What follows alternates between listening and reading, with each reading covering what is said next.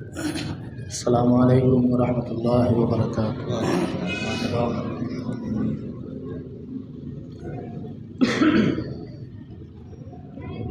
ان الحمد للہ نحمده ونستعینه ونستغفره ونعوذ باللہ من شرور انفسنا ومن سیئات اعمالنا، من يهده الله فلا مضل له ومن يضلل فلا هادي له، وأشهد أن لا إله إلا الله وحده لا شريك له، وأشهد أن محمدا عبده ورسوله، أما بعد فإن خير الحديث كتاب الله، وخير الهدي هدي محمد صلى الله عليه وسلم، وشر الأمور محدثاتها وكل محدثة بدعة وكل بدعة ضلالة وكل ضلالة في النار،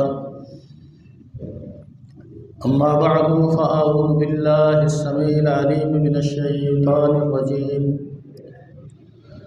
رب اشرح لي صدري ويسر لي أمري واحلل عقدة من لساني يفقهوا قولي۔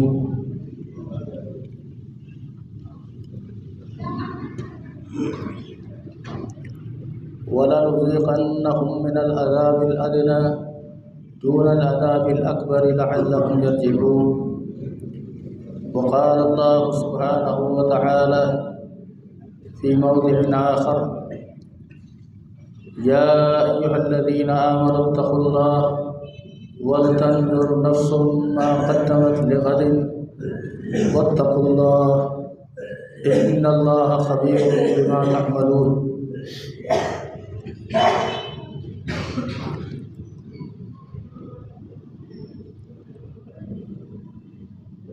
قرآن مجید فرقان حمید کے دو مقامات سے دو ہی آیتیں تلاوت کی ہیں۔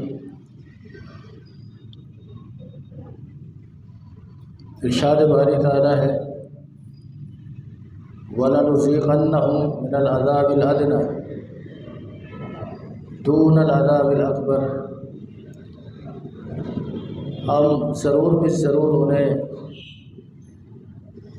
چھوٹے چھوٹے عذابات چکھائیں گے، دون العذاب الاکبر، بڑے عذاب سے پہلے، تاکہ یہ رجوع کریں، اللہ کی طرف لوٹیں، اللہ کے دین کی طرف آئیں۔ اور دوسری آیت کے اندر اہل ایمان کو خطاب کر کے فرمایا: یا ایھا الذین آمنوا، اے ایمان والو، اتقوا اللہ، اللہ سے ڈرو، ولتنظر نفس ما قدمت لغد، اور غور کرے ہر نفس کہ اس نے کل کے لیے کیا آگے بھیجا ہے۔ واتقوا اللہ، اللہ سے ڈرو، اللہ تعالیٰ تمہارے تمام اعمال سے باخبر ہے۔ قرآن مجید کو اگر ہم، جیسے کہ اس کے مختلف نام ہیں، اگر ہم یہ کہیں کہ واقعتاً یہ معجزاتی کتاب ہے اور اس نے قیامت تک آنے والے مسائل پر گفتگو کی ہے اور قیامت تک آنے والی چیزوں پر بحث کی ہے، تو یہ غلط نہیں ہے۔ اسی لیے قرآن مجید میں یہ بھی کہا گیا، دعوت فکر دی گئی کہ افلا یتدبرون القرآن ام علی قلوب اقفالها، کیا وہ لوگ قرآن نہیں پڑھتے، اس پر غور نہیں کرتے، یا ان کے دلوں پر تالے لگ گئے؟ دلوں پر زنگ لگ جانا، دلوں پر تالے لگ جانا، یہ تو بہت بڑی شقاوت ہے اور بہت بڑی بدبختی ہے۔ اس لیے کہ جو شریعت میں قرآن مجید کی آیات کے ذریعے سے، اللہ کے نبی صلی اللہ علیہ وسلم کے فرامین کے ذریعے اہل ایمان کو جو تذکیر کی گئی، جو وعظ و نصیحت کیا گیا، تو اس سے ایک مومن پر جو غبار آ جاتا ہے وہ چھٹ جاتا ہے۔ ہم اگر موجودہ حالات کے تناظر میں دیکھیں تو اس وقت مختلف قسم کی خبریں سننے میں آ رہی ہیں، فلاں علاقے میں زلزلے آ رہے ہیں، اور اس زلزلے کے نتیجے میں کیسی کیسی تباہیاں ہو رہی ہیں۔ صرف یہی نہیں، ابھی ماضی کے اندر زیادہ دور نہیں، ماضی قریب میں ایک کیسا سیلاب آیا کہ اس نے ہلا کر رکھ دیا لوگوں کے کاروبار، مویشی، گھر بار، اولاد، جانی نقصان بھی، مالی نقصان بھی۔ پھر یہ سب کچھ ہونے کے بعد پھر بھی جو اسباب اور عوامل ہیں، اس چیز کے جو محرکات ہیں، یہ عذابات کیوں آتے ہیں، اس کا جائزہ لینے کی، اس پر غور کرنے کی، اس پر فکر کرنے کی ضرورت ہے۔ جناب عمر کے دور میں ایک ہی بار زلزلہ ہے، اور زلزلہ کے بعد اگلے دن آپ نے خطبہ دیا۔ جناب عمر رضی اللہ تعالیٰ عنہ نے سب کو، عوام کو، سامعین کو مخاطب کیا۔ وہ فرمایا کہ یہ زلزلے شامات عاملہ کی وجہ سے آتے ہیں، انسان کے گناہوں کے سبب سے آتے ہیں۔ اس لیے ہر شخص اپنے اعمال کا جائزہ لے، اپنے آپ میں دیکھے، جانچے، اور پھر جناب عمر نے وہ تاریخی الفاظ کہے، فرمایا دیکھو یہ زلزلہ تو اب آ گیا، اب کے بعد زلزلہ نہیں آنا چاہیے۔ اس میں لوگوں کو تنبیہ تھی کہ تمہارے اندر جو کوتاہی ہے عملی طور پر، تم اسے درست کرو۔ اور فرمایا کہ اگر آج کے بعد، اب کے بعد اگر زلزلہ میری موجودگی میں آیا تو عمر تمہارے اندر رہنا پسند نہیں کرتا، عمر یہ نہیں چاہے گا کہ وہ تمہارے اندر رہے۔ اور پھر تاریخ گواہ ہے کہ اس کے بعد دوبارہ زلزلہ نہیں ہے۔ آج اگر ہم اس کے اسباب، عوامل اور محرکات کو دیکھیں تو آج کون سا ایسا عمل ہے، کون سا ایسا گناہ ہے جو یہ امت نہیں کر رہی، اس امت کے اندر نہیں ہے۔ پھر آپ قرآن مجید کی طرف آئیں تو ایک امت کو اللہ تعالیٰ نے ایک گناہ کی وجہ سے پوری امت کو، جب وہ اس میں ملوث ہوئی، اللہ نے اسے تباہ کر دیا۔ دیکھ لیجئے ہر امت کا کوئی نہ کوئی ایسا وصف، کوئی نہ کوئی ایسا گناہ، کوئی نہ کوئی ایسا جرم تھا جس کی وجہ سے ان پر عذاب آیا۔ اسی لیے یہ بات بھی طے شدہ ہے کہ قرآن مجید سے بڑھ کر کوئی سچی تاریخ نہیں۔ آپ جتنی بھی تاریخوں کا مطالعہ کریں، ان میں سب سے سچی ترین تاریخ قرآن مجید کی ہے، اور اس میں کسی قسم کا مبالغہ نہیں، کسی قسم کی کوئی زیادتی نہیں۔ اس لیے اللہ تعالیٰ نے جن قوموں کو سزا دی اور نشان عبرت بنایا، ان سب کا تذکرہ کیا۔ وَمِنْهُمْ مَنْ خَسَفْنَا بِهِ الْأَرْضَ وَمِنْهُمْ مَنْ أَغْرَقْنَا۔ کسی قوم کو اللہ تعالیٰ نے زمین میں دھسا دیا، کسی کو اللہ تعالیٰ نے غرق آب کر دی، کسی پر اللہ نے پتھروں کی بارش نازل فرما دی۔ یہ سارے عذابات مختلف قوموں پر مختلف گناہوں کی وجہ سے آئے. اور پھر قرآن مجید نے یہ بھی فرمایا کہ وما ظلموا، انہوں نے کوئی ہم پر ظلم نہیں کیا. جنہوں نے بھی یہ گناہ کیے انہوں نے اپنے آپ پر ظلم کیا. اس کا نتیجہ، اس کا وبال، اس کی سزا انہیں بھگتنا پڑی. یہ تو اللہ کا خاص کرم ہے اس امت پر کہ اللہ تعالیٰ نے اس امت پر ایسا کوئی عذاب نازل نہیں فرمایا. ورنہ اللہ تعالیٰ تو اس بات پر قادر ہے. قُلْ هُوَ الْقَادِرُ عَلَىٰ أَن يَبْعَثَ عَلَيْكُمْ عَذَابًا مِّن فَوْقِكُمْ أَوْ مِن تَحْتِ أَرْجُلِكُمْ أَوْ يَلْبِسَكُمْ شِيَعًا وَيُذِيقَ بَعْضَكُمْ بَأْسَ بَعْضٍ. اللہ تو اس بات پر قادر ہے. اے پیغمبر آپ فرما دیجئے اللہ اس چیز پر قادر ہے کہ وہ تمہارے اوپر سے کوئی عذاب نازل فرمائے. صحیح بخاری کی روایت ہے کہ اللہ کے رسول نے اس سے پناہ مانگی کہ اللہ ایسا کوئی عذاب میری امت پر نازل نہ فرمانا کہ میری ساری امت تباہ ہو. او من تحت ارجلکم، یہ فرمایا تمہارے پاؤں کے نیچے سے کوئی اللہ کا عذاب آئے.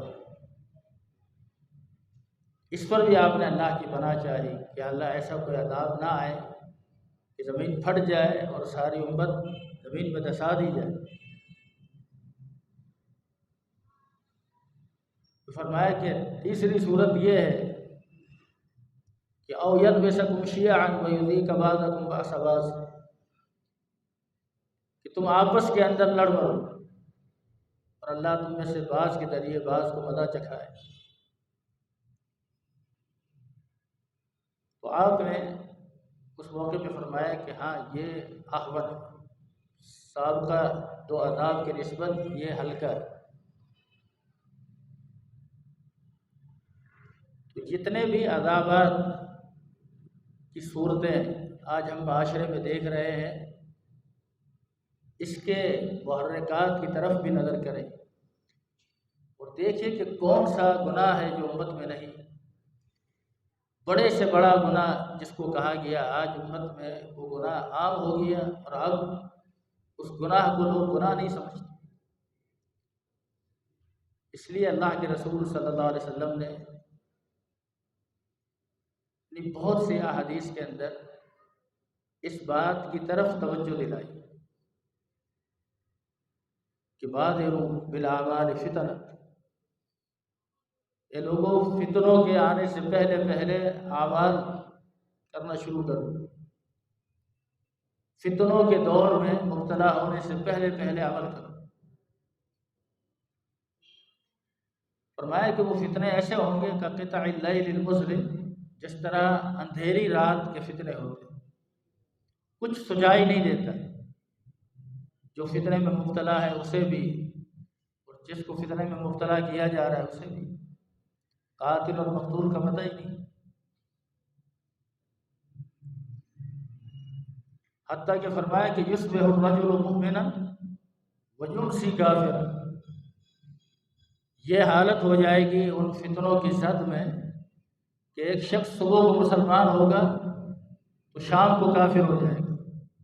یمسی مومنا یصبح کافرا، اور اگر شام کو مومن ہوگا تو صبح کو کافر ہو جائے گا.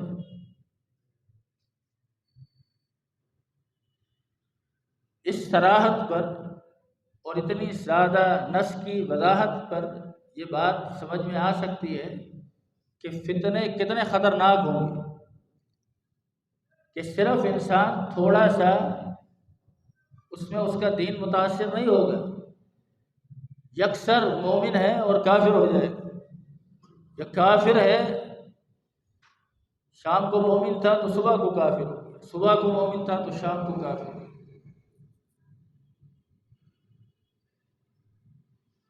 یعنی ان فتنوں کا اٹیک جو ہے وہ انسان کے عقیدے پر ہے. دیکھ لیجئے آج معاشرے کے اندر کتنا اس کفر بازاری کفر کی رٹ لگی ہوئی ہے اور کس طرح لوگ کفر کا فتویٰ لگانے کے اندر دیر نہیں کرتے، ذرا سی کوئی بات ہو تو خارجیت میں مبتلا ہو جاتے ہیں۔ اور سبب کیا ہے؟ یبیع دینہ بعرض من الدنیا، فرمایا کہ وہ اپنے دین کو بیچ دے گا دنیا کے عوض۔ اور اس طرح یہ فتنے ایک انسان کی زندگی میں شامل ہو گئے، اس لیے ایسا وقت آنے سے پہلے اعمال کی طرف سبقت لے جائے۔ آپ شاید فتنے سے مراد یہ سمجھتے ہو کہ پتہ نہیں کوئی بہت بڑا ایسا فتنہ جس کے بارے میں پتہ نہ چل سکے۔ تھوڑا سا ہم اللہ کے رسول صلی اللہ علیہ وسلم کے ایک فرمان کی روشنی میں فتنے کو متعین کرتے کہ فتنہ کیا چیز ہے۔ اللہ کے رسول صلی اللہ علیہ وسلم خطبہ ارشاد فرما رہے تھے، لوگوں کو وعظ و نصیحت کر رہے تھے۔ اچانک دوران خطبہ آپ کے نواسے جناب حسن اور جناب حسین رضی اللہ تعالیٰ، بچے تھے، وہ مسجد میں آئے۔ آپ کو پتہ ہے کہ چھوٹے بچے ہوں اور آ رہے ہوں مسجد میں، تو ان بچوں کے چلنے کی کیفیت کیا ہوتی ہے؟ وہ گرتے پڑتے اس طرح آ رہے ہیں۔ آپ خطبہ ارشاد فرما رہے تھے،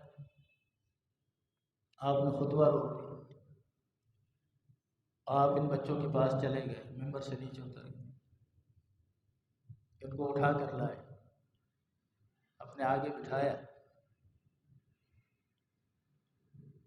پھر ممبر پر آ گئے، اور پھر کیا فرمایا؟ فرمایا صدق اللہ، اللہ نے سچ فرمایا۔ کیا؟ انما اموالکم و اولادکم فتنہ، تمہارا مال اور تمہاری اولاد تمہارے لیے فتنہ ہے۔ اب اس پورے واقعے نے فتنے کا معنی متعین کر دیا۔ آپ نے خود فرمایا کہ میں تمہیں وعظ و نصیحت کر رہا تھا۔ اب وعظ و نصیحت ایک خیر کا کام، ایک نیکی کا کام ہے، اور آپ نے اس وعظ و نصیحت کو روک دیا ان کی محبت میں، اور آپ آگے چلے گئے۔ اتنی دیر کے لیے یہ سلسلہ موقوف ہو گیا۔ تو یوں اولاد کی، مال کی محبت میں آ کر انسان کسی بھی خیر سے جب رک جاتا ہے تو شریعت نے اس کو بھی فتنہ کہا۔ تو اندازہ کیا جا سکتا ہے کہ یہ جب اتنی چیز کو بھی اللہ کے نبی فتنے سے تعبیر کرتے ہیں تو ذرا آپ دیکھیے، ہم میں سے ہر شخص اپنے معاملے کو خوب جانتا ہے، ہماری مطلب معاملات کا، عبادات کا کیا حال ہے، اس کی کیا پوزیشن ہے، اور کس ڈگر پر، کس رخ پر ہم ہیں۔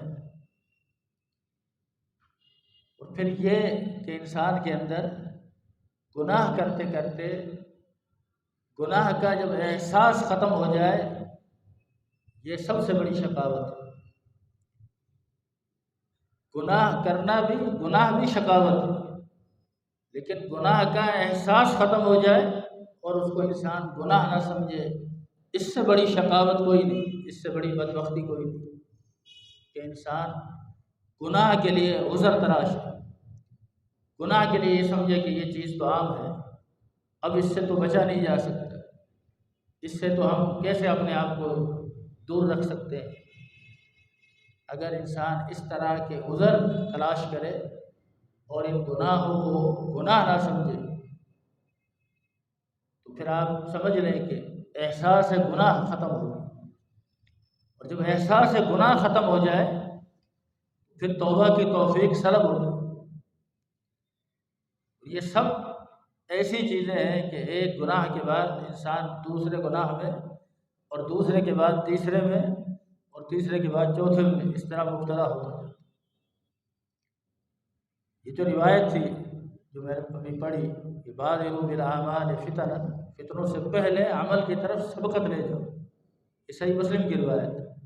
صحیح مسلم ہی کی روایت کے اندر ایک اور روایت میں یہ الفاظ بھی ہے کہ بادروا بالاعمال ستا، 6 باتوں سے پہلے پہلے عمل کی طرف آ جاؤ، عمل کو اپناؤ اور عمل کی طرف رغبت کرو۔ ویسے بھی عمل کی طرف انسان فطرے میں مبتلا نہ ہو جائے اور ایسی چیزوں کا شکار نہ ہو جائے، اس کی طرف ترغیب اس لیے بھی دی جا رہی ہے کہ انسان جب فتنے میں مبتلا ہو جاتا ہے تو عمل نہیں کر سکتا، عمل کرنا اس کے لیے دشوار ہو جاتا ہے۔ تو آپ نے فرمایا کہ 6 باتوں سے پہلے پہلے اعمال کی طرف رغبت کرو، کیونکہ اگر وہ 6 باتیں ظاہر ہوں گی تو پھر انسان کا عمل کرنا بھی اس کے کام نہیں آئے۔ اس میں آپ نے سب سے پہلی بات یہ فرمائی کہ طلوع الشمس من مغربها، سورج مغرب سے طلوع ہو اس سے پہلے پہلے عمل کرنا۔ جب سورج مغرب سے طلوع ہوا، حدیث میں آتا ہے کہ کئی لوگ یہ دیکھ لیں گے کہ سورج مغرب سے طلوع ہو، اتنی بڑی نشانی۔ پھر مال والا شخص چاہے گا کہ سارا مال خرچ کر دے، فرمایا اس سے قبول نہیں کیا جائے۔ جو اس سے پہلے ایمان نہیں لایا، فرمایا اگر اس موقع پر وہ ایمان لائے گا اس کا ایمان قابل قبول۔ اب کوئی نیکی بھی قابل قبول جب سورج مغرب سے طلوع ہو، اور یہ قرب قیامت ہوگا۔ دوسرے نمبر پر آپ نے فرمایا والدخان، اسی طرح قرب قیامت ایک دھواں اٹھے گا، اس دھوئیں کے تعلق سے بھی آپ نے فرمایا کہ اس کے آنے سے پہلے پہلے تم اعمال کی طرف سبقت لے جاؤ۔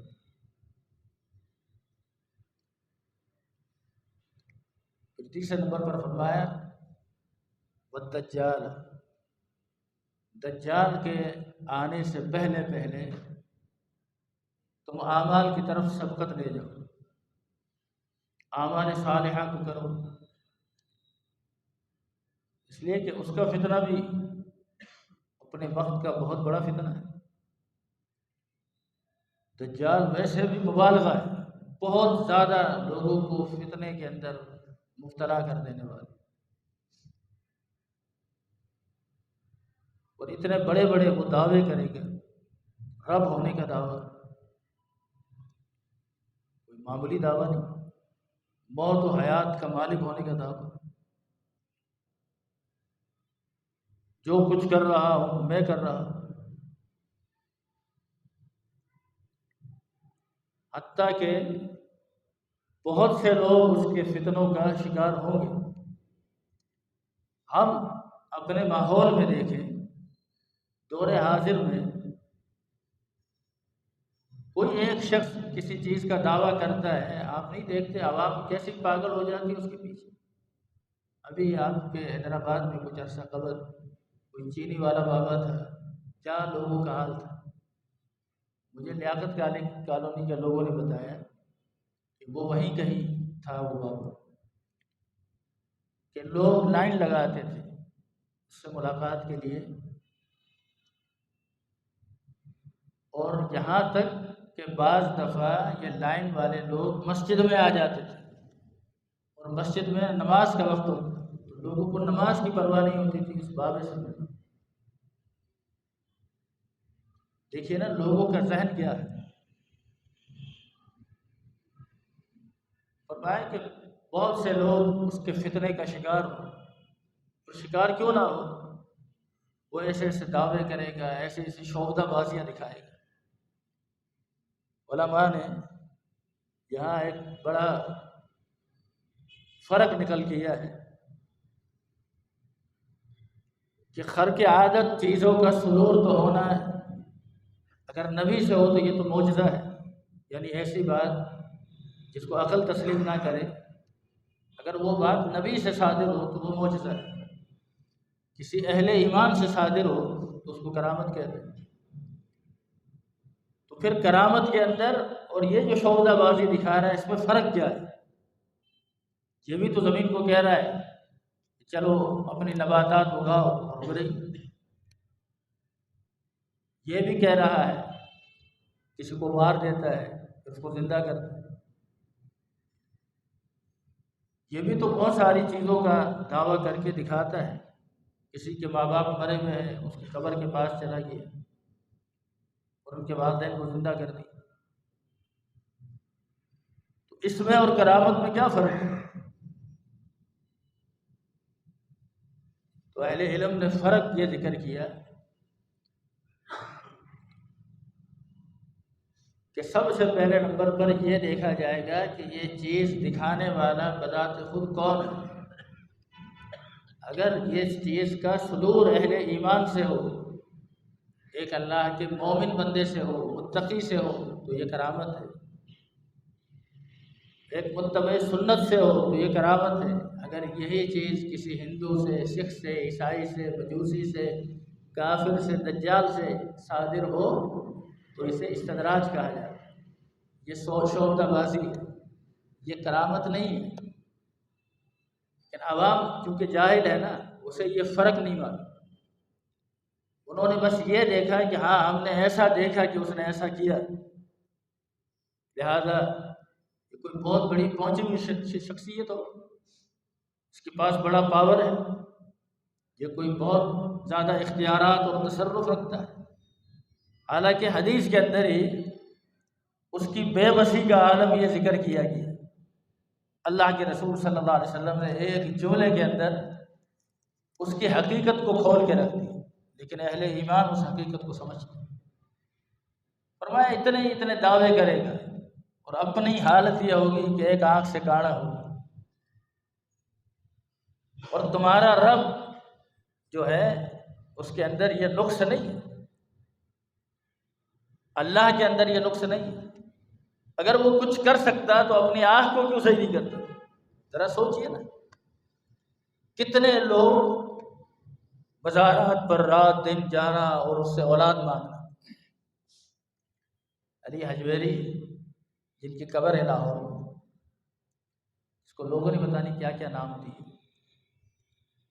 ان کے ترجمے میں ہے، ان کے سوانح حیات میں ہے کہ انہوں نے 2 شادیاں کی اور اولاد کسی کے پاس نہیں۔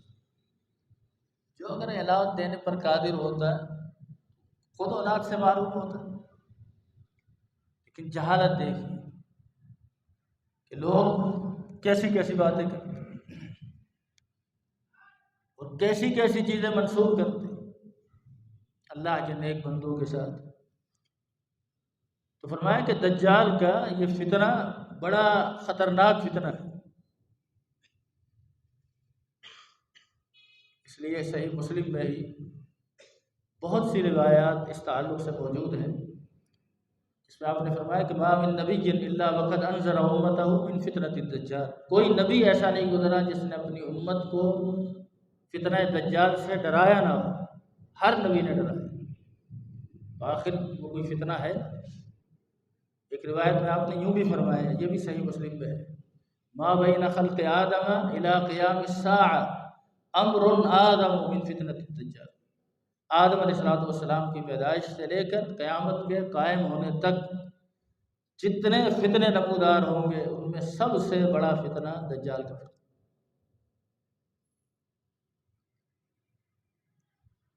وہ بات ہم اندازہ کر سکتے ہیں۔ اور پھر فرمایا کہ اس کی پیشانی پر لکھا ہوا ہوگا کافارہ،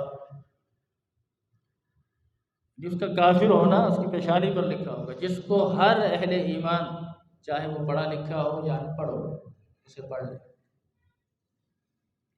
بہت سے لوگوں کی عادت ہے بحث کرنے کی، کئی لوگ کہتے ہیں یہ بات سمجھ میں نہیں آتی، جب لوگوں کو پتہ ہے اس کے یہاں لکھا ہوا ہے پیشانی پر، پھر بھی لوگ اس پر ایمان لائیں گے۔ خیر اہل ایمان تو نہیں لائیں گے، لیکن جو صحیح معنی میں اہل ایمان ہے وہ تو اس کے پیروکار نہیں، لیکن آج آپ نہیں دیکھتے بہت ساری چیزوں کو لکھا ہوا دیکھنے کے باوجود لوگ اس سے بچتے ہیں۔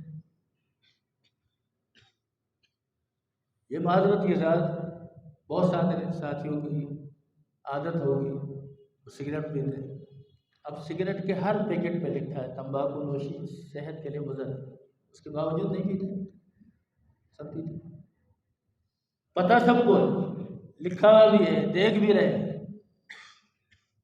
پھر نہیں کرنا چاہیے۔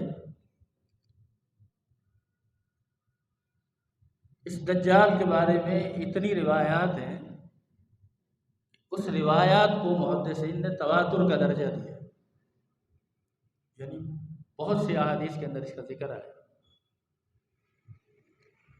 مستقل اہل علم کے اس پر رسالے ہیں، علامہ شوکانی رحمۃ اللہ علیہ کا اس پر رسالہ ہے، ماضی قریب میں بھی اہل علم نے اس پر لکھا، لیکن اس پر بھی ستم بالائے ستم یہ ہے کہ کوئی غیر نہیں اپنے آپ کو مفکر کہلانے والے لوگ اور اپنے آپ کو اسکالر کہلانے والے لوگ، انہوں نے بھی جب دجال کی بات آئی، یاجوج و ماجوج کا ذکر آیا، تو یہ لوگ بھی پٹڑی سے اتر گئے۔ ایسے لوگ کہنے لگے کہ اللہ کے نبی صلی اللہ علیہ وسلم نے جو اس طرح کی باتیں کی ہیں دجال کے بارے میں اور یاجوج و ماجوج کے بارے میں، یہ صرف آپ کا مقصد لوگوں کو ایک ڈرانا تھا، اس کی کوئی حقیقت نہیں، یہ بات کسی عام آدمی نے نہیں کی، ہماری نظر میں تو عام انسان ہے، لیکن بہرحال عوام کی نظر میں عوام تو اس کو پتہ نہیں کیا کچھ سمجھتے۔ صاحب تفہیم القرآن نے، مولانا مودودی نے یہ بات لکھی تفہیم القرآن، دلیل کیا ہے؟ کہنے لگے دلیل یہ ہے کہ آج، یعنی جب وہ تفسیر لکھ رہے تھے، فرمایا آج پوری دنیا کا جو ہے سروے ہو چکا، ساری دنیا جو ہے اس کے ہر علاقے کے حوالے سے معلومات آ گئی، اگر واقعتاً دجال موجود ہے اور یاجوج و ماجوج ہے تو پھر وہ کہاں ہے؟ چونکہ وہ نظر نہیں آ رہے ہیں، اور آج قرۂ ارضی پر اگر وہ ان کے بارے میں خبر دی گئی، تمیم داری رضی اللہ تعالیٰ عنہ نے ان کو دیکھا ہے اور وہ روایت ہے، تو پھر وہ کہاں ہے؟ آج بھی اتنا کچھ واضح ہو جانے کے باوجود اور اتنا کچھ ظاہر ہو جانے کے باوجود آج بھی دنیا کے اندر کئی جگہ ایسی ہیں جو واضح نہیں، پوری طرح واضح نہیں، حتیٰ کہ کچھ، اب یہ بحث کہیں دوسری طرف نہ چلی جائے، کچھ اہل علم نے اس طرح کی گفتگو کی تھی تفسیر ہمارے بر صغیر پاک و ہند میں کہ یاجوج و ماجوج سے مراد کون ہے۔ کچھ لوگوں نے روس کے منگولیوں کو کہا کہ یہ یاجوج و ماجوج، کچھ لوگوں نے کہا کہ یہ چائنا کے لوگ ہیں، یہ یاجوج و ماجوج۔ ہم اس بحث میں نہیں جاتے بھئی، جب قرآن کی صاف نص موجود ہے، واضح آیت موجود ہے، ان یاجوج و ماجوج مفسدون فی الارض، یاجوج و ماجوج کا وجود موجود ہے، اب بات ختم ہوگی، اس پر ایمان لانا چاہیے۔ اب اس کی تعیین کون ہے اور کہاں ہے اور کس جگہ ہے، اس کے ہم مکلف نہیں، ہم اس بات کے مکلف ہیں کہ جو بیان ہوا ہے اس پر ایمان رکھیں اور اپنے ایمان کا بچاؤ کریں۔ عقل مندی یہ نہیں ہوتی کہ انسان جس چیز کو جانتا نہ ہو اس میں خود اپنے طور پر تحقیق شروع کرے۔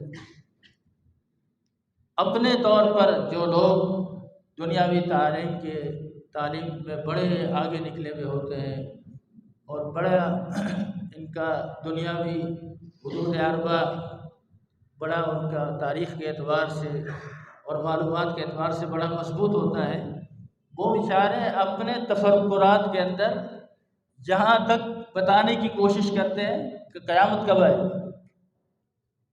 ہمارے استاد تھے مولانا کرم الدین صاحب صدفی رحمۃ اللہ علیہ، ان کے پاس ایک بندہ آتا، وہ کسی یونیورسٹی میں لیکچرار تھا، اور وہ باقاعدہ یہ کہا کرتا تھا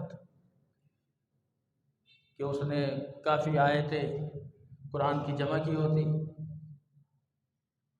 اذا الشمس كورت واذا النجوم انكدرت واذا الجبال سيرت واذا العشار عطلت اذا السماء انفطرت واذا الكواكب انتثرت واذا البحار سجرت۔ اب یہ آیات پڑھ کے پھر کہتا امریکہ نے ایسا بم بنایا ہے، اگر وہ بم پانی کے اندر مارا جائے تو وہ پانی میں بھی وار کرے گا، مطلب پانی کی وجہ سے وہ ناکارہ نہیں ہوگا، تو بس جہاں سے وہ بم چلائے گا وہاں سے پانی کے اندر آگ لگ جائے گی، پھر یہ ہو جائے گا قیامت برپا ہو جائے گا۔ ایسے مفروضات اور ایسی چیزوں کو اس پر تطبیق کرنا۔ اللہ تعالیٰ ان چیزوں کا محتاج ہے؟ جب کوئی وسائل نہیں تھے، بعض اہل تفسیر نے یہ لکھا ہے کہ نوح علیہ السلام اپنی قوم کو ڈرا رہے تھے، کشتی بنا رہے تھے، تب ایک عورت نے نوح علیہ السلام سے کہا، مسلمان نہیں تھی وہ، اس نے کہا نوح تو کہتا تھا عذاب آئے گا، عذاب تو کوئی نہیں آ رہا ہے، کہاں عذاب آ رہا ہے؟ نبی کی کوئی تکذیب کرے، اللہ نے کبھی بھی کافروں کے سامنے کسی نبی کو رسوا نہیں کیا۔ نوح علیہ السلام نے کہا اللہ اس بات پر قادر ہے کہ وہ تندور پر بیٹھی تھی، فرمایا اللہ اس بات پر قادر ہے، اس تندور سے آگ نکال، آگ کی جگہ پانی نکال، اللہ اس پر قادر ہے۔ ابو جہل نے اور دوسرے مشرکین مکہ نے اللہ کے نبی کا مذاق اڑایا، کہنے لگے دیکھا ہم نہیں کہتے تھے محمد عجیب و غریب باتیں کرتا ہے صلی اللہ علیہ وسلم، دیکھا نا وہ ایسے گرے پڑے اور کمتر اوقات کے لوگوں میں اٹھنا بیٹھنا ہے نا، اب محمد کیسی باتیں کر رہا ہے صلی اللہ علیہ وسلم۔ وہ کہہ رہا ہے کہ ان شجرۃ الزقوم طعام الاثیم، وہ کہہ رہا ہے جہنم کے اندر ایک درخت ہے، وہ گناہ گاروں کا کھانا ہے۔ اب ابو جہل اپنے ساتھیوں سے کہتا ہے بتاؤ، جب اگر آگ ہو یعنی درخت ہو تو درخت آگ کی موجودگی میں سلامت رہ سکتا ہے؟ جل جائے۔ دیکھا محمد صلی اللہ علیہ وسلم کا معاذ اللہ دماغ چل بس، اس لیے وہ کھجور کے ساتھ مکھن لگا کر کھا رہا تھا۔ کسی نے پوچھا اس سے تو اس نے طنز کیا، کہا کیا کھا رہے ہو؟ کہا میں زقوم کھا رہا ہوں، ان شجرۃ الزقوم، جس کا قرآن میں ذکر ہے۔ اللہ کے رسول کو یہ بات پتہ چلی، آپ نے فرمایا واللہ، اللہ کی قسم، اللہ اس بات پر قادر ہے کہ اللہ اس درخت کو جہنم کے اندر آگ سے پیدا کرے، اللہ قادر ہے۔ اللہ کے لیے کیا مشکل ہے؟ اللہ کوئی ان چیزوں کے ان فارمولوں کا محتاج ہے؟ مطالبات کرنے والوں نے وقت کے نبی سے مطالبہ نہیں کیا، کہنے لگے ہم اس وقت ایمان لائیں گے یہ سامنے پہاڑ ہے یہ پھٹ جائے، اس میں سے اونٹنی نکلے، اونٹنی بھی حاملہ ہو۔ وقت کے نبی سے جب مطالبہ کیا، نبی نے کہا میں ان چیزوں کا دعویٰ کرتا ہی، لیکن ہاں اللہ اس بات پر قادر ہے، اللہ ایسا کر سکتا ہے۔ اللہ کسی تمہاری طرح کسی اسباب کا محتاج ہے؟ اللہ کی شان تم نے نہیں سنی؟ بسم اللہ الرحمن الرحیم، سبحان الذی اسری بعبدہ لیلا من المسجد الحرام الى المسجد الاقصی، اللہ رات کے کچھ لمحات میں اپنے نبی کو مسجد حرام سے مسجد اقصی تک لے گیا، پھر آسمانوں پر لے گیا، پھر واپس اللہ نے اپنے نبی کو وہیں پر جہاں سے آپ کو لے جایا گیا تھا وہاں پر پہنچا دیا۔ اللہ قادر ہے، کیوں کہ اللہ تعالیٰ سبحان ہے، اس کی صفت ہے، وہ ہر قسم کے عوارض سے نقائص سے منزہ ہے۔ اسے کوئی زوال نہیں ہے، وہ اسباب کا اور ان چیزوں کا محتاج نہیں۔ اس کا عالم تو یہ ہے کہ یشاء یذھبکم ویأتی بخلق جدید، اگر اللہ چاہے تو تم سب کے سب کو ایک ہی لمحے میں ختم کر دے۔ ویأتی بخلق جدید، اور جب اللہ تمہیں ختم کر دے، ہلاک کر دے، اسی وقت اسی لمحے اللہ تعالیٰ ایک اور قوم کو تمہاری جگہ لا کر آباد کر دے۔ اللہ اس پر قادر ہے۔ یہ نہیں ہے کہ تمہارے مرنے کے بعد پھر تمہارے بچے جو ہیں وہ بڑے ہوں گے، وہ ان کو جوان ہونے میں عرصہ لگے گا، اور پھر کہیں جا کر اللہ کی عبادت کرنے والے لوگ پیدا ہوں گے، ایسا نہیں۔ یعنی قرآن کا اسلوب دیکھیے کہ یشاء یذھبکم ویأتی بخلق جدید، اگر اللہ تعالیٰ تم سب کو مٹا دے، لے جائے، اور بعد میں لفظ واو آئے، واو عربی جاننے والے لوگ علماء طلباء جانتے ہیں کہ یہ کسی ترتیب پر دلالت نہیں کرتا۔ ایسا نہیں ہے کہ تمہیں مار دے اور تمہارے مارنے کے پھر کچھ دیر بعد یا کافی دیر بعد ایسا ہو، بلکہ فوراً اسی لمحے، جس لمحے تمہیں ختم کیا اسی لمحے اللہ ایک اور قوم کو لا کے آباد کر۔ وما ذلک علی اللہ بعزیز، اور اللہ پر یہ کوئی دشوار نہیں، کوئی بہت بڑا کام نہیں اللہ کے لیے۔ اللہ کے لیے یہ چیز بہت آسان ہے۔ تو فرمایا کہ دجال اس کے فتنے سے پہلے میں بات اس جگہ پر یہ کر رہا تھا کہ بہت سے لوگ جذباتی انداز میں ان کے اندر دین کا جذبہ ہوتا ہے، لیکن علماء کی رہنمائی میں چلنے والے نہیں ہوتے، اور اپنے طور پر جا کر ایسے فتنوں کو دیکھتے ہیں اور پھر اس فتنوں کا شکار ہو جاتے ہیں۔ یاد رکھیے، کبھی بھی کسی بھی فتنے کو بارے میں سنو تو کوشش کرو کہ اس فتنے کو دیکھنے کی آرزو نہ کرو، اس فتنے کی طرف جانے کی کوشش نہ کرو۔ کبھی یہ نہ سوچو کہ صرف دیکھ کر آتے ہیں، ہم تو دیکھنے کے لیے گئے، نہیں۔ فتنہ بہرحال فتنہ ہے۔ کچھ لوگ دجال کو دیکھنے کے لیے جائیں گے، اور اس وقت ان کا مقصد اس سے نفرت ہوگی، لیکن فرمایا کہ جب واپس آئیں گے تو اس کے معتقد ہو جائیں، نہیں وہ تو بالکل صحیح، ہم نے اس کو یہ کرتے ہوئے دیکھا، یہ کرتے ہوئے، میں نے خود دیکھا۔ لوگ اس طرح باتیں کرتے۔ یہ مثال اگر دیکھنی ہو تو صحابہ کرام رضوان اللہ علیہم اجمعین کی زندگی کو دیکھیے۔ اللہ کے رسول صلی اللہ علیہ وسلم کی وفات کے بعد جو بڑے بڑے فتنے رونما ہوئے، ان میں ایک فتنہ جو ہے اللہ کے نبی صلی اللہ علیہ وسلم کی نبوت پر ڈاکہ ڈالنے کا۔ مسیلمہ کذاب نے نبوت کا دعویٰ کیا، اور اسود عنسی نے یمن نبوت کا دعویٰ کیا۔ ابو بکر صدیق رضی اللہ تعالیٰ عنہ کے دور خلافت کے یہ دونوں واقعات۔ مسیلمہ کذاب نے جب نبوت کا دعویٰ کیا، جس کو بعد میں وحشی بن حرب نے قتل کیا، وہی وحشی بن حرب جس نے امیر حمزہ رضی اللہ تعالیٰ عنہ کو شہید کیا۔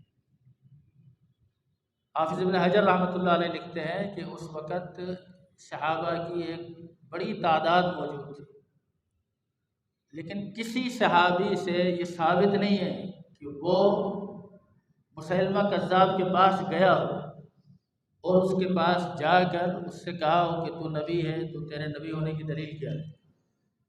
کسی نے یہ نہیں کیا۔ پھر وہ خود لکھتے ہیں کہ کسی صحابی کا اس کے پاس جانا اور اس سے یہ سوال کرنا یہ ثابت نہیں ہے۔ اس کی وجہ یہ ہے کہ صحابہ اس فتنے کی حساسیت کو سمجھتے کہ یہ فتنہ کتنا حساس ہے، اس لیے کہ یہ سوال کہ اگر تو نبی ہے تو تیرے نبی ہونے کی دلیل کیا ہے، یہ سوال کرنا خود اپنے اندر ایک فتنے کو لیا، اور وہ فتنہ یہ ہے کہ سوال کرنے والا اپنے ذہن کے کسی گوشے میں یہ بات بٹھائے ہوئے کہ اگر اس نے یہ ثابت کر دیا، کوئی دلیل دے دی، تو میں اسے نبی مانوں، تو ایسے شخص کا اللہ کے نبی کی ختم نبوت پر مکمل ایمان ہے۔ پھر ایسا شخص اللہ کے نبی کو یہ دروازہ اس وقت کھلا نا جب آپ نے اپنے ایمان میں اس بات کو جگہ دی کہ کوئی اور بھی اگر ثابت کر دے گا تو میں مان لوں۔ ایسے ایسے معاملات ہوئے جن لوگوں نے نبوت کے دعوے کیے، ان میں ایسے لوگ ہوئے کہ ایک شخص نے اپنے آپ کو، اپنا نام، اس نے نبوت کا دعویٰ کرنا تھا تو وہ لوگوں میں معروف ہوا، اس نے اپنا نام جو پوچھتا تمہارا نام کیا ہے، کہ تو میرا نام ہے لا، لوگ کہتے لا کہتا، پھر اس نے نبوت کا دعویٰ کیا، لوگوں نے اس کو پکڑا، کہا حدیث میں منع ہے، کہتا یہی حدیث تو دلیل ہے میرے نبی ہونے کی، کہنے کہ وہ کیسے؟ کہا اللہ کے نبی نے فرمایا انا خاتم النبیین، میں آخری نبی ہوں، لا نبی بعد، اور لفظ لا نبی بعد، اس نے کہا لا نبی بعد، لا کو بنایا مبتدا اور نبی کو بنایا خبر، اور کہنے لگے میرے بعد ایک لا ہوگا وہ بھی نبی۔ خیر علماء نے اس وقت کے اندر اس کا تعاقب کیا۔ میں عرض یہ کر رہا تھا کہ کسی بھی فتنے کا سن کر انسان کو جب تک اس کے اندر وہ فتنے کے بارے میں جانتا نہ ہو، علماء کی رہنمائی نہ ہو، علماء بھی کسی فتنے کے بارے میں کبھی پہل نہیں کرتے، علماء جب وہ فتنہ للکارتا ہے پھر اس کا جواب دیتے ہیں، کسی فتنے کے پاس جا کر کبھی اس سے پہل نہیں کرنی چاہیے۔ اس پہل کرنے میں اس کی حوصلہ افزائی ہے، آپ اس کو جگہ دے رہے ہیں، آپ اس کو مقام دے رہے ہیں، آپ اس کو عزت دے رہے ہیں۔ بہت اپنے وقت کے اندر آتے ہیں، باتیں کرتے ہیں، شوشے چھوڑتے ہیں، ہمارا طبقہ جو نوجوان طبقہ ہے جذباتی، فلاں یہ کر رہا ہے، فلاں، ہم جواب نہیں دے رہے، ہم خاموش ہیں۔ اللہ کے بندو، اسے جواب دینے کی ضرورت نہیں۔ ایک شخص نے کتاب لکھی، شیعہ نے، جلال پور کے اندر،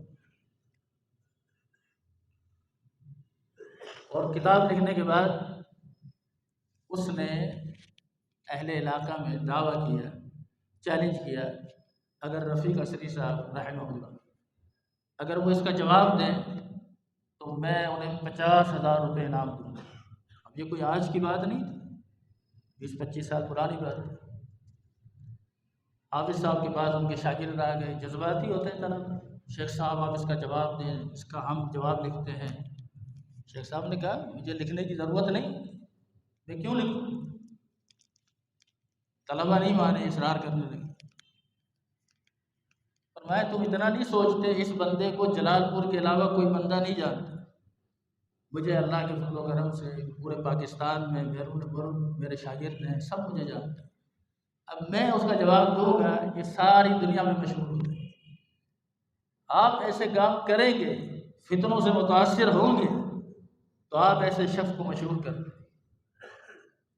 اس لیے آج کل سب سے بڑا جو گمراہی کا ذریعہ ہے یہی سوشل میڈیا، اس نے وہ گمراہیت پھیلائی ہے، وہ الحاد پھیلایا ہے کہ الامان والحفیظ، اور آئے دن لوگ اس فتنے کے اندر گرفتار ہوئے۔ شروع میں جب اس کو لیا گیا کہنے لگے اس میں بڑی باتیں، اس میں جی فلاں قرآن ہے اور حدیث ہے اور تفسیر ہے اور یہ ہے وہ ہے، کسی حد تک اس کی افادیت اپنی جگہ پر، لیکن آپ دیکھیں کہ اس کا زیادہ تر استعمال کیا ہے۔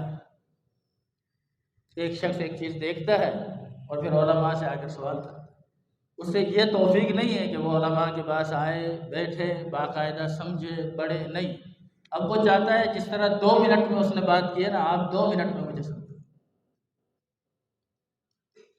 2 منٹ کے اندر مجھے عالم بنا دو، میں 2 منٹ کے اندر دین سیکھ جاؤں، پھر ایسے ہی سیکھیں جس میں کوئی ثبات نہ ہو، کوئی علمیت نہ ہو، کوئی گہرائی نہ ہو۔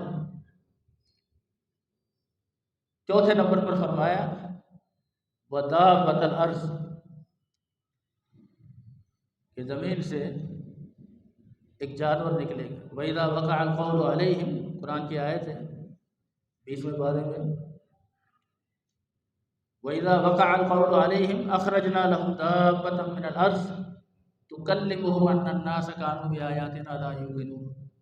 قرب قیامت ایک جانور نکلے گا۔ اب اس کے بارے میں کچھ آثار اور تفاسیر کے اندر کی تفصیل ہے کہ یہ جو دابۃ الارض ہے اس کا 70 گز لمبا ہوگا اور بڑا عجیب الخلقت ہے، اور اس کے پاس موسیٰ علیہ السلام کا عصا ہوگا، سلیمان علیہ السلام کی انگوٹھی ہوگی، کوہ صفا سے نکلے گا۔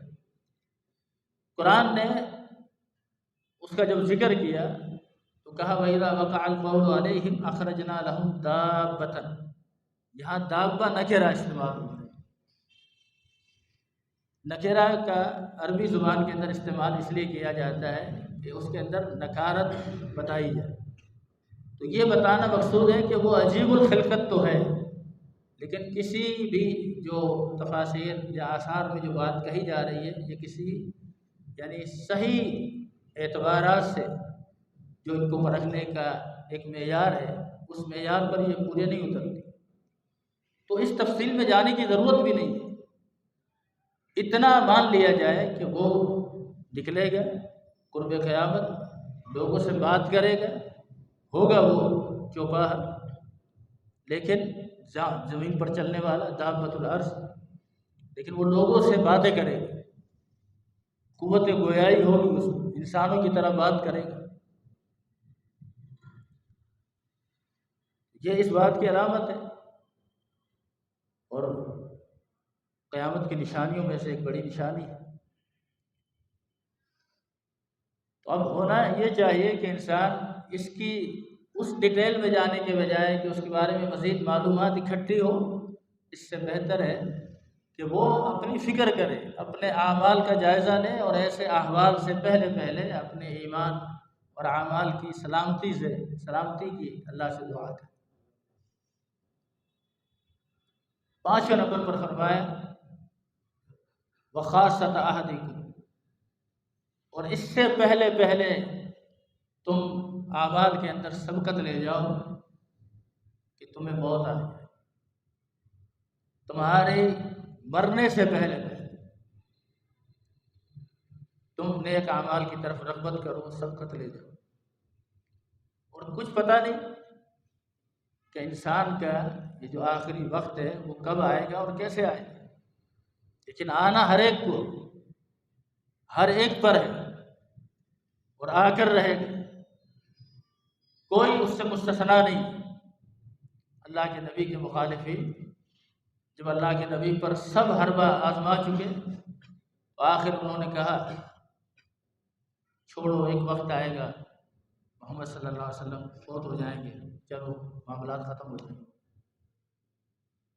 قرآن نے اس کا جواب دیا وما جعلنا لبشر من قبلک الخلد، پیغمبر ہم نے کسی نبی کے لیے اور کسی بشر کے لیے اس دنیا میں ہمیشہ رہنا بنایا ہی نہیں۔ افإن مت، اگر آپ فوت ہو گئے، فهم الخالدون، کیا یہ ہمیشہ رہیں گے؟ یہ نہیں مریں گے، انہیں بھی موت آئے گی، موت سے کسی کو استثناء نہیں ہے۔ یا پھر فرمایا کہ قیامت کے آنے سے پہلے چھٹی بات یہ ہے کہ جو عام چیز ہے جو سب کو شامل ہے، یعنی قیامت کے آنے سے پہلے عمل کریں، کیونکہ قیامت کا وقوع بھی اچانک ہو، اور اس کے اچانک ہونے کی تفصیل صحیح بخاری کے اندر اور دیگر کتب کے اندر موجود ہے۔ اس میں آپ نے فرمایا کہ 2 شخص آپس میں، دکاندار نے اپنی دکان کھولی ہے، کپڑا بیچ رہا ہے، دوسرا سامنے والا کپڑا خرید رہا ہے، یہ بائع اور مشتری، بیچنے والا اور خریدنے والا موجود ہے۔ اس نے کپڑا اس کو دیا اور یہ کپڑا لے کر جا نہیں سکے گا قیامت قائم ہوگی۔ ایک شخص گھر میں جائے گا، روٹی کھائے گا، سالن روٹی اس کے سامنے رکھی ہوگی، روٹی کا لقمہ بھی لے گا، فرمایا اپنے منہ تک نہیں لے جا سکے گا کہ قیامت آ گئی۔ ایک شخص اپنے کنویں کو بنائے گا لیکن اس کنویں کے پانی کو کنویں کو ابھی سوکھنے کا موقع نہیں ملے گا کہ قیامت آ جائے۔ یعنی مثالیں دے کر آپ کے بتانے کا مقصد یہ تھا کہ ہر قسم کے لوگ اپنے اپنے معاملات میں کام کاج میں مشغول ہوں گے۔ ایسا نہیں ہے کہ کوئی کرفیو لگ گیا ہے، کوئی کوارنٹائن ہو گیا ہے، لوگ اپنے اپنے گھروں میں بیٹھے ہیں، سب ڈر رہے ہیں، بس ابھی قیامت کا جو ہے ناقور بجنے والا ہے اور ابھی سور پھونک دیا جائے گا اور لوگ سجدے میں سجدہ ریز ہوں گے۔ ایسا نہیں، لوگ اپنے معمولات میں مشغول ہوں کہ اچانک قیامت قائم ہو۔ یسألونک عن الساعة، لوگ پیغمبر لوگ آپ سے قیامت کے بارے میں پوچھیں، قل انما علمها عند ربی، آپ فرما دیجیے اس کا علم میرے رب کے پاس ہے، لا یجلیها لوقتها الا هو، اس کا صحیح معنی میں ظاہر ہونا، وقت کا جس موقع پر آنا ہے اس کا علم اللہ کے علاوہ کسی کو نہیں۔ لا تأتیکم الا بغتہ، وہ تمہارے پاس نہیں آئے گی مگر اچانک، بالکل کسی کے وہم و گمان میں بھی نہیں ہوگا کہ یہ کیا ہوگی۔ اور آپ دیکھیں ابھی جو زلزلے آئے ہیں کس کے وہم و گمان میں تھا؟ لوگ سفر کرنے والے سفر کر رہے تھے، گھروں میں موجود لوگ اپنے گھر میں کھانا پینا کھا رہے تھے، اور جب ایسے معاملات ہوتے ہیں نا، یہ تو قیامت نہیں ہے لیکن اس میں جو لوگوں کے احوال دیکھنے میں اور سننے میں آتے ہیں، اللہ تعالیٰ ہر ایک کو برے وقت اور بری گھڑی سے محفوظ رکھے۔ میں نے یہ باتیں یعنی بہت قریب سے دیکھی کہ ایک شخص کے سزوکی میں سلنڈر پھٹ گیا، تو کچھ لوگ موقع پر فوت ہو گئے، وہ اس میں ان سب میں ان کے گھر کی عورتیں تھیں، بدحواسی ہو گئی، سب تھوڑی سی دیر کے لیے کچھ سجھائی نہیں دے رہا تھا، اور سجھائی کب دیا جب تھوڑے سے ہوش بحال ہوئے تو عورت کو خیال آیا کہ میرا چھوٹا بچہ تو میری گود میں نہیں ہے، جب دیکھا تو وہ تو جل کر کباب بن۔ یہ تو ایک معمولی سا معاملہ ہے، قیامت نہیں ہے، اس کی ہولناکی کیا ہے؟ ان زلزلۃ الساعۃ شیء عظیم، اس کی ہولناکی تو بڑی بھیانک ہے، بڑا عظیم زلزلہ ہے وہ۔ بہت عرصے پہلے کراچی میں بوری بازار میں ایک دفعہ بم پھٹا جاولک کے دور پر، میں نے خود اخبار میں پڑھا کہ باپ اپنی بچی کو گڑیا دلانے لے گیا تھا، باپ کو نہیں پتا بچی کب اس سے بچھڑ گئی، اور باپ کے ہوش میں نہیں ہے کہ میرے ساتھ میری بچی تھی۔ جب کبھی اس بات سے تھوڑا سے حواس بحال ہوئے، 2-4 گھنٹے کے بعد اس کو خیال آیا میں تو اپنی بچی کو گڑیا دلانے لے کر آیا۔ یہ تو چھوٹے چھوٹے واقعات ہیں، ذرا سوچئے وہ بھیانک ماحول کیا ہے۔ ایسے قرآن نے نہیں کہا یوم تذہل کل مرضعۃ عما ارضعت، ہر دودھ پلانے والی اپنے بچے سے، شیر خوار بچے سے غافل ہو جائے، وتضع کل ذات حمل حملها، ہر حاملہ عورت اپنے حمل کو شدت خوف کی بنیاد پر جن دے۔ اے پیغمبر وتری الناس سکارا، آپ دیکھیں گے کہ لوگ نشے کی حالت میں، وما هم بسکارا، انہوں نے کوئی نشہ نہیں کیا ہوگا، ولکن عذاب اللہ شدید، کہ اللہ کے عذاب کی شدت ہو۔ جتنے بھی ہم ایسے معاملات سنتے ہیں فوراً ایسے موقع پر انابت اللہ کرنی چاہیے۔ جو لوگ اس تکلیف میں ہیں، پریشانی میں ہیں، ان کے حق میں دعا بھی کریں، صرف یہ بات ان پر یہ کہہ کر خاموش نہ ہو جائے کہ جی ان کے گناہ کی وجہ سے ان پر آیا، ہم بڑے نیک ہیں، ہمارے ساتھ کچھ نہیں ہو سکتا۔ ان کے لیے دعا بھی کرنی چاہیے، جو ہم ان کے ساتھ کسی قسم کا تعاون کر سکتے ہیں وہ بھی کرنا چاہیے، اور اس کے ساتھ ساتھ اپنے اعمال پر غور کرنے کی ضرورت ہے کہ ایسا نہ ہو کہ کل جس کو ہم اپنے لیے عبرت سمجھ رہے ہیں پھر کل ہم کسی کے لیے عبرت بن جائیں۔ اللہ رب العزت اس حوالے سے محاسبہ کرنے کی توفیق عطا فرمائے۔ اقول قولی ھذا واستغفر اللہ لي ولکم۔